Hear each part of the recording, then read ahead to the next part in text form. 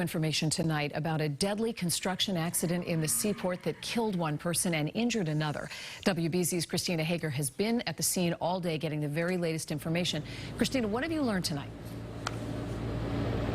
Well, Lisa, we have learned the man who was killed is from Westfield, and he was the driver of a flatbed truck that had delivered some construction material to this parking lot this morning.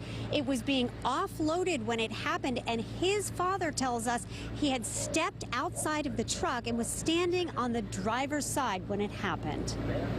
In pouring rain, Boston police cruisers crowded around a pile of large blocks used for street curbing.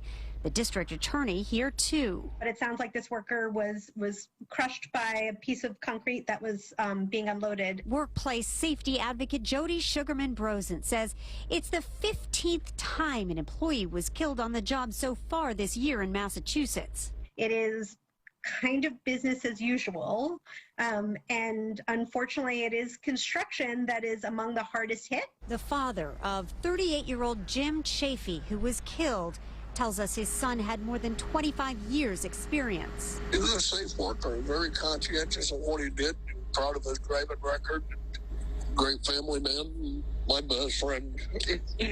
It hits home, it raises concerns. Other construction workers in the bustling Seaport district hanging their heads.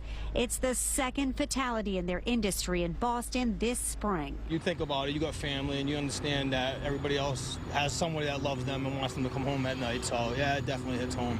In this case, federal inspectors are looking into whether required protections were in place. It's the latest in a string of similar incidents. Last month, workers critically injured in this South Boston demolition project. And in March, a worker killed in a garage collapse in Government Center. Every bit of care that's going into making sure these buildings are safe for the eventual customers or employees or folks who will be using the building later on when it's ready, that needs to apply to every step in the construction or demolition process. Local safety advocates have been sounding the alarm for a while that there aren't enough inspectors, they say, to get to job sites like this. Coming up at 6 o'clock, we'll take a closer look at the numbers. How many people are getting killed at job sites and what can be done about it? For now, we're live in the Seaport. Christina Hager, WBZ News. Christina, thank you.